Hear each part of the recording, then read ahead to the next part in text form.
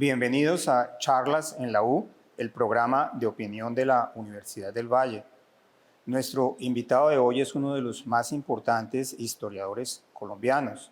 Se trata del doctor Jorge Orlando Melo, a quien le agradezco mucho que haya aceptado la invitación a participar en este programa y quisiera darle la bienvenida a la Universidad del Valle, que es su universidad, porque usted fue profesor del Departamento de Historia y en la Facultad de Humanidades y profesor de Economía, porque reúne esas dos disciplinas y además fue vicerrector de investigaciones en los tiempos bíblicos de Rodrigo Guerrero cuando él era rector. Ha sido además director de la Biblioteca Luis Ángel Arango, ha sido profesor de otras universidades tanto en Colombia como en Estados Unidos, especialmente de la Universidad Nacional, ha sido consejero presidencial para los derechos humanos en el gobierno de César Gavirio y consejero para Medellín. Y ha sido, como ustedes pueden ver, un académico que no se ha concentrado en la academia, sino que ha salido a la calle a untarse en el barro de la realidad. Y yo quiero precisamente por eso empezar por preguntarle ¿por qué no fue usted un académico si estaba más o menos destinado a hacerlo, de aquellos que no salen de los claustros de las universidades y ha tenido esa trayectoria tan versátil que incluye además la del periodismo, que se me olvidaba, ha sido editor de revistas y ha sido columnista del Tiempo mucho tiempo? ¿A qué cree usted que se debe esa versatilidad? Bueno, yo creo que lo primero que quiero hacer es agradecer la invitación. Para mí es muy placentero volver a la Universidad del Valle, donde 17 años trabajé en la Universidad del Valle. Yo creo que yo me orienté hacia los elementos intelectuales porque mi papá era maestro. Entonces él nos regalaba libros y nos hablaba de problemas de Colombia y nos hacía leer libros. Entonces yo me acostumbré a leer y todo eso.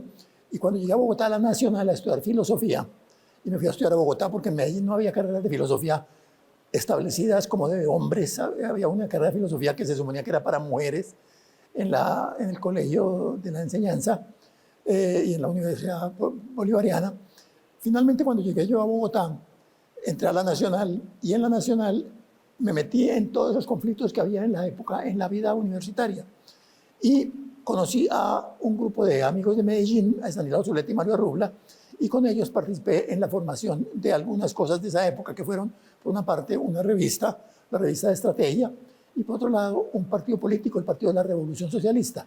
Desde esa época yo me vinculé como a los grupos que podemos llamar de intelectuales de izquierda, participando en distintos debates dentro de estos grupos en cuanto a la línea de lo que debía ser el país, para dónde debía correr el país. Ese grupo de Estanislao Zuleta y la gente que lo rodeó por los años 60, fueron un poco las personas que descubrieron ante la gente colombiana una serie de autores que aquí no se leían ni se conocían, Sartre entre ellos.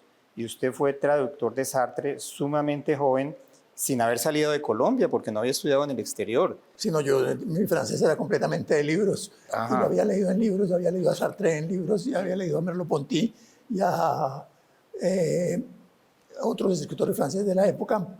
Pero entonces yo a Sartre fue una sugerencia de Mario Arrubla, que quería publicar algunas cosas de Sartre, porque Zuleta y Arrubla tenían una cosa curiosa, y eran marxistas, pero querían modificar el marxismo para llenarlo de unas nuevas corrientes que eran sobre todo las del sartrismo, el existencialismo, las del psicoanálisis, que ambos eran muy partidarios del psicoanálisis, y las que podían llamar de la antropología estructural de Levi-Strauss y de toda esta gente.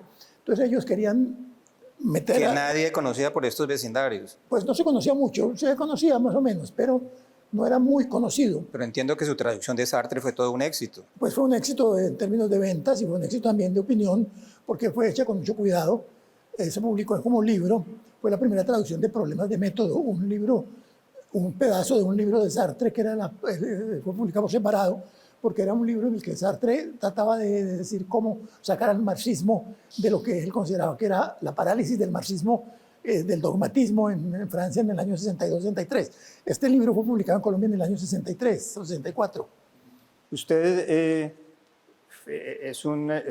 fue un licenciado en Filosofía y Letras de la Universidad Nacional, estudió luego una maestría en estudios latinoamericanos en la Universidad de North Carolina, estudió en la Universidad de Oxford y ha sido principalmente una persona que ha orientado sus estudios hacia la historia, pero al mismo tiempo usted mismo mencionaba que su papá era maestro, pero no solamente su papá, sino creo que toda su familia estaba involucrada, tíos, primos, y por varias generaciones en el tema de la enseñanza. O sea, usted tenía en sí las cualidades de ser el historiador y el maestro, por así decirlo. ¿Esas 12 funciones son las que he ejercido, ser historiador y ser profesor? Sí, yo creo que ha sido el énfasis mayor en la vida de mi papá fue ser profesor mucho tiempo, después ser historiador y en los últimos años ser un funcionario de proyectos de cambio social, como el de derechos humanos o el de lograr la paz en las comunas populares de Medellín, en las cuales había nacido y a mí me había criado. No es frecuente que las personas que tienen, digamos, una vocación académica tan decidida desde un principio se salgan de ese ámbito un poco seguro, por así decirlo, de la academia hacia lo que yo llamo el mundo real. Y su caso es justamente ese, el de un académico que sale a trabajar en un tema tan conflictivo como es el de la defensa de los derechos humanos cuando fue consejero presidencial, o algo tan tremendo como es involucrarse en el tema de las comunas en Medellín, pero al mismo tiempo algo muy administrativo también, como es el manejo de una biblioteca como la Luis Ángel Arango, que es una de las principales bibliotecas de Colombia. ¿Cómo se ha sentido más cómodo en medio de ese ir y venir entre la academia y el mundo que la rodea? Bueno, yo creo que uno se siente cómodo cuando logra hacer cosas. Yo creo que cuando estaba en Derechos Humanos logré crear una base de datos grandísima sobre desaparecidos en Colombia, que se convirtió en el núcleo de lo que la Fiscalía hizo en los años siguientes para luchar contra los desaparecidos y para crear un programa de identificación. Todo lo que sigue funcionando hoy más o menos se debe en parte a lo que se hizo en esa consejería. En Medellín nos tocaba enfrentar un poco el papel de Pablo Escobar, que estaba atacando todo el sistema de Medellín, y lograr el apoyo popular y el apoyo sobre todo de los jóvenes populares. Y también logramos hacer muchas cosas en Medellín. Por ejemplo, se creó una red de bibliotecas muy grande, de cerca de 19 bibliotecas de barrio. Se hicieron conversaciones y negociaciones entre diversas bandas que terminaron en un acuerdo de paz firmado con ellos en el año 95. De manera que haber logrado eso fue importante. En la Luis Ángel Arango era una biblioteca, en cierta manera, tradicional, buena, muy grande. Yo digo que es muy grande en un sentido concreto. Yo tengo la impresión de que para el año, por allá en 1990, era la biblioteca del mundo fuera de la Shanghái con más usuarios. Iba más gente a la Luis Ángel Arango todos los días que a la biblioteca del Congreso o a la Pompidou en Francia. Iba mucha gente, pero era una biblioteca que tenía una visión muy tradicional. Había que ir con cédula y mostrar la cédula, le daban a uno un puesto en un número preciso que tenía que sentarse allá. Yo quité todo eso y abrí la biblioteca y dije, no, aquí que entre la gente con ruanas si quieren y descalzos. Usted tiene entre sus libros, muchos libros, uno que salió recientemente que se llama La historia mínima de Colombia, que digamos tiene 320 páginas y a uno no le parece tan mínima, pero uno sí queda muy agradecido de pensar que en un solo libro puede enterarse de lo mínimo que debe uno saber sobre la historia de Colombia. ¿Cuál es el hilo conductor de esa historia que podía ser? Sobre eso se han escrito volúmenes y volúmenes y volúmenes de distintos aspectos y de distintos periodos. ¿Cuál es el hilo conductor de alguien que quiere resumir en 300 páginas la historia de Colombia? Bueno, yo creo que lo esencial era buscar por una parte una historia que pudiera ser contada como una narración entretenida, que pudiera ser leída por un no especialista, porque en ese momento había dos versiones de la historia colombiana usables. Una era la de Bushnell, que era un libro muy serio de un especialista, y la otra era la de Nadia Rubla, que era una visión muy optimista y un poco ingenua. Y yo traté de hacer una historia que no fuera ni ingenua, ni simplista, ni muy optimista, sino que mostrara tanto los problemas complicados que había vivido Colombia, pero que tampoco se quedara solo en los problemas, sino que mostrara que Colombia había progresado y había avanzado mucho en la época reciente. Hay un capítulo del libro que se llama Los cambios del siglo XX, que dice, miren, en el siglo XX las mujeres votaron en Colombia, en el siglo XX la educación pasó de tener el 3% de gente en la universidad a tener cerca del 50%, del 4% en la escuela primaria a tener cerca del 95%. Colombia además pasó de nada a tener ciudades con energía eléctrica, con acueductos, con una cantidad de cosas. Colombia se ha desarrollado y ha progresado. La historia de Henao y Arrula, que eran dos profesores que participaron en un concurso, creo que un concurso organizado por el Ministerio de Educación, y se ganaron ese concurso, y aquello se volvió como el libro oficial de todos los colegios y escuelas, y todos aprendimos en el colegio la historia de Henao y Arrula, que yo recuerdo eran como unas píldoras para hablar bien de la gente, no decían sino las cosas buenas de lo que estaba pasando. Sí, un presidente que había hecho horrores, lo único que decían, hizo muchas carreteras. Sí, algo así. Es más o menos la lógica de Henao y Arrula. Y de pronto eso ya no se enseña historia en los colegios, pero digamos eso quedó en la impronta de la gente en el sentido de que uno percibía esa historia un poco como usted lo está diciendo, como una secuencia de progreso. Y de avances, solamente de cosas buenas. Pero solamente de cosas buenas. Por ejemplo, hay una cosa muy curiosa y que para mí es muy significativo, y es que hablan maravillas de Pedro Claver y nunca mencionan que había esclavos. Entonces, ¿qué hacía Pedro Claver si no había atender a los esclavos? Antes de continuar con la entrevista que le estamos haciendo al profesor Jorge Orlando Melo sobre su vida y su trayectoria y sus libros, vamos a hacer una pausa. Continuamos con la entrevista que estamos haciendo en Charles en la U al profesor Jorge Orlando Melo, quien visita a Cali para darnos esta entrevista y para hacer una conferencia sobre el tema de la violencia en Colombia. Usted publicó en el año 2021 otro libro que se llama Colombia, las razones de la guerra, que lo han llevado un poco a que la gente lo identifique como un violentólogo, como dicen, como un analista de la violencia, y hay mucha gente que piensa que la historia de Colombia se puede presentar como una sucesión de hechos violentos donde la violencia ha ido mutando a través de los años y los siglos. ¿Eso es así? Bueno, yo trato de mostrar en ese libro y en otras partes que en Colombia ha habido al mismo tiempo una gran facilidad para hacer violencia, pero también una gran facilidad para salir de la violencia y para tener periodos de paz. Y hemos tenido periodos de paz bastante largos después de épocas de violencia bastante duras. Colombia tuvo esas dos cualidades, es muy curioso, por eso es que la gente siempre se extrañaba de que un país tan violento como era Colombia, era un país donde siempre había elecciones, donde había pasos electorales de partidos contrarios. Por ejemplo, en el año 30 los conservadores entregaron el poder, el único país de América Latina donde se entregó el poder a la oposición sin violencia en el año 30, en medio de la crisis mundial, fue Colombia. En el año 46 Colombia entregó, los liberales entregaron el poder a los conservadores. Y de ahí sí se vino una secuencia que terminó en la violencia. Pero Colombia ha tenido siempre esas dos mezclas curiosísimas de que todo es violencia y paz. Un poco esquizofrénico. Un poco esquizofrénica, un poco de que todo se negocia. Es un país que todo se negocia en cierta manera. El primer momento crítico de Colombia, de la democracia grande, que fue en el año 1849, cuando los liberales emanciparon a los esclavos, hubo un intento popular de promover una protección a la artesanía. Y contra ese intento popular se unieron los liberales y los conservadores. La primera vez que se unen los dos partidos y forman una coalición. Y esa coalición hizo una guerra que terminó tumbando al general Melo y frenando a sus apoyos.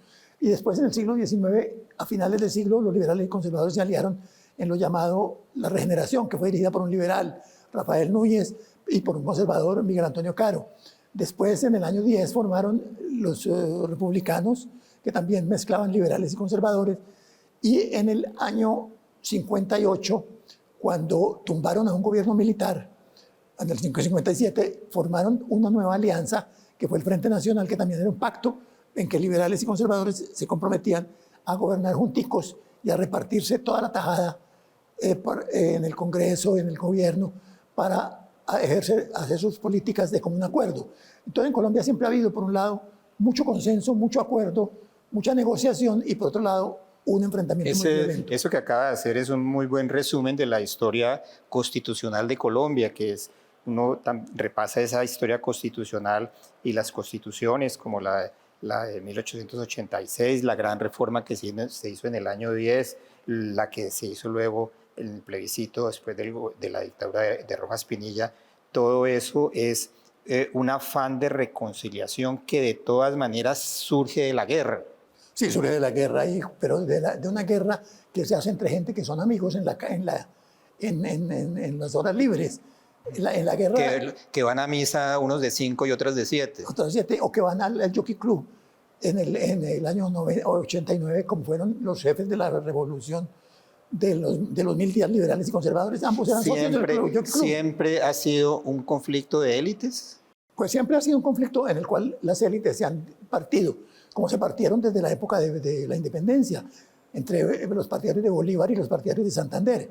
Y Bolívar se recorrió o fue haciendo que todos los pueblos, los militares, pidieran que hagamos una constituyente, como la quiero yo. ¿No cree usted? Y Santander decía, no, hay que cumplir la ley, hay que seguir apegados a lo que dice la norma constitucional. Eso sigue vigente. Pero ¿no cree usted, por ejemplo, que la aparición de las guerrillas en los años 60, que es los años en que usted también empieza su trabajo intelectual, es una ruptura de ese conflicto que ya no va a ser entre élites, sino de otra naturaleza?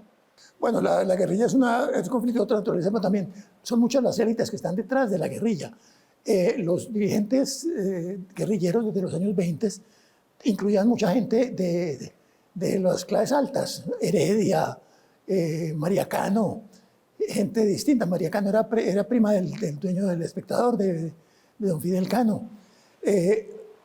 Había bastante relación entre unos y otros, porque las guerrillas se crearon en un conflicto rural, a partir de un conflicto rural, pero se crearon por influencia de intelectuales de las ciudades que eran generalmente de clase alta, estos intelectuales. La guerrilla tuvo un momento de poder realmente importante y luego muy impulsados por la Revolución Cubana y todo lo que se desarrolló alrededor de eso y por el apoyo del otro mundo que no era el mundo capitalista que estaba interesado en fomentar estos movimientos, pero como ha cambiado tanto las cosas, ya ha pasado tanto tiempo, ¿usted cree que hoy existe una justificación ideológica con los mismos argumentos que se esgrimían hace 50 años para la existencia de un movimiento guerrillero en Colombia, cuando ya es como el único país de Sudamérica que aquello existe? Bueno, yo creo que en realidad fue un error de la guerrilla decir, vamos a tomarnos el poder por las armas, y todas las veces que lo dijeron, vamos a tomarnos el poder en 8 años, vamos a tomarnos el poder creando 15 frentes armados, etc. Fracasaron, en realidad, porque la población colombiana también es parte de esa lógica de que quiere tener al mismo tiempo paz y quiere logros sociales, pero quiere paz. Entonces la población colombiana finalmente tampoco respaldó a la guerrilla. En el año 2008 hubo marchas muy fuertes, muy grandes, para protestar por el uso del secuestro por la guerrilla. Y también en el año 2002, cuando el presidente Uribe empezó a frenar a la guerrilla, la gente saludaba en los retenes militares, en las carreteras, a los militares felices de la vida porque habían logrado un cierto orden de seguridad. Entonces en Colombia la guerrilla nunca tuvo un respaldo tan fuerte como lo decía su propia narración optimista, nos vamos a tomar el poder.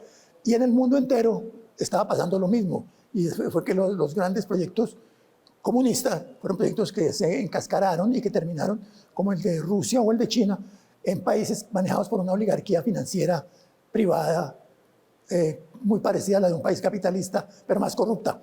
Me ha llamado siempre la atención, profesor Melo, cómo cuando le preguntan a la gente que hacen encuestas de opinión, que obviamente se hacen en las ciudades, el, el punto de los acuerdos de paz, de las negociaciones de paz, siempre está casi de último. Usted le pregunta a la gente en las ciudades cuáles son sus preocupaciones y hablan de la inseguridad, hablan del desempleo, hablan de la economía, hablan de las instituciones, pero casi nunca la pregunta sobre la paz ocupa un lugar destacado.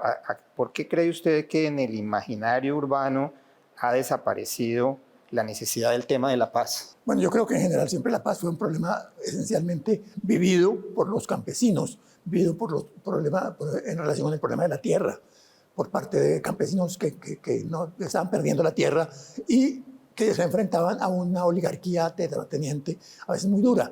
Entonces, todo eso creó las condiciones para la violencia en el sector rural. En el sector urbano, realmente, los problemas eran otros. La gente peleaba en el pueblo porque se había venido del campo en el conflicto y en la ciudad querían conseguir un lote para hacer una casita. Y en los años 60 y 70, que fue cuando esto pasó, las ciudades se llenaron de barrios de invasión. Cali fue famosa en esa época porque fue la época de Alfonso Barberena, el que era el que hacía las invasiones en los barrios alrededor al lado del río Cauca. Pero esa gente soñó, mucha de esa gente soñó con el apoyo comunista para tomar poder urbano, pero en ese sentido sí hubo un área en la cual los gobiernos fueron relativamente eficientes, porque los gobiernos montaron el proyecto de vivienda urbana de Kerry, el de las casas de interés social, con el UPAC, y crearon el UPAC, y eso sirvió para que Colombia del año 70 o 71 al año 96, 97 hiciera casi 1 millón de casas de viviendas en las ciudades. Entonces las ciudades que eran de invasión, de barrios de invasión, volvieron ciudades con apartamenticos de interés social, todos parejitos, igualitos, similares y mucha gracia, pero de todas maneras muy distintos a lo que había 30 años antes. Usted mencionaba el hecho de que el país avanzó en distintos sectores económicos y sociales y en bienestar general, y eso lleva aparejado el tema de la urbanización. Si uno revisa las estadísticas de violencia en Colombia, es mucho más la violencia urbana. Para ponerlo de una manera gráfica, hay más muertos por accidentes de tránsito y por violencia urbana que por muertes que se puedan atribuir directamente al conflicto. Eso quiere decir que como consecuencia de ese fenómeno urbano, la violencia en el sentido del volumen principal de la violencia se trasladó del campo a la ciudad. Bueno, yo creería que lo que ocurrió fue que en la época nos preocupamos mucho por la violencia política, y esa violencia política que tenía que ver con un conflicto social estaba en el campo. Pero la violencia de las ciudades es una violencia más privada. En las ciudades es lo que la policía llama, es que ¿cómo es que llaman eso? Actos bueno, eso es una explicación de la violencia como un acto de violencia individual, personal. Y eso en las ciudades es lo que ocurre más.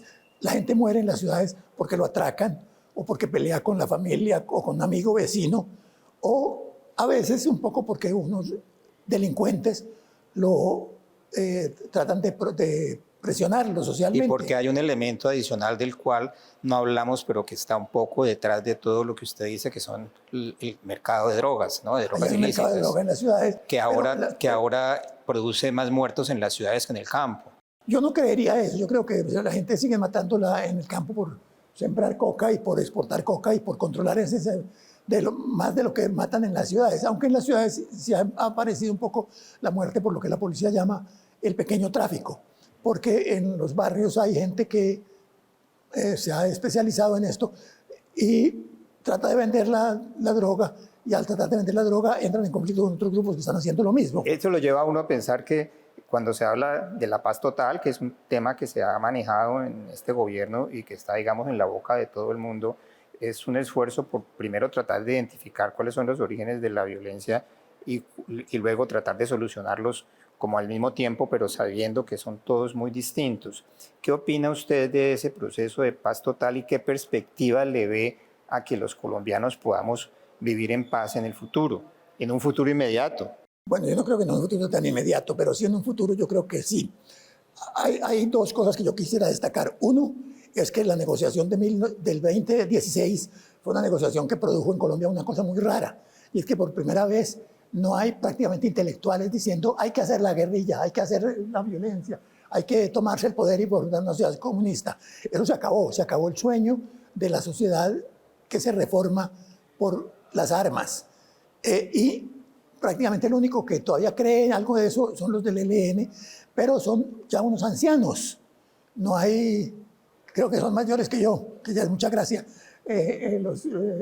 Son los que manejan hoy el lenguaje de que hay que hacer la revolución. ¿A usted le parece que el tema de la paz total es, digamos, una buena idea en el sentido de presentar esas iniciativas como un conjunto de cosas que pueden tener un buen suceso en algunas de esas áreas? Bueno, yo creo que tiene un problema, y es que no se está centrando en el factor clave que produjo esa violencia en el sector rural, que es el conflicto social. Y está diciendo hay que negociar con los criminales, hay que negociar con los exportadores de coca. Y esa es una negociación que realmente yo no le veo muchas posibilidades. ¿Qué le puede ofrecer el gobierno a un grupo de exportadores de coca o a un grupo que hace violencia para controlar la producción de coca y los laboratorios y el mercado en cerca de... O sea, ha dejado de ser una negociación política. Dejó de ser una negociación política cuando realmente se vio que el fundamento de la violencia era sobre todo política. Y en las ciudades había una violencia criminal, y una violencia criminal que yo sepa nunca en ningún país la han podido parar a partir de una negociación con los criminales mismos. Yo espero que en la conferencia que usted va a dictar más tarde, que es sobre la violencia, pueda profundizar más sobre ese tema de las posibilidades que todos esperamos de que los colombianos podamos finalmente vivir en paz. Yo quiero agradecerle al profesor Jorge Orlando Melo que nos haya acompañado en esta sesión de charlas en la U e invitarlos a una próxima emisión. Muchísimas gracias.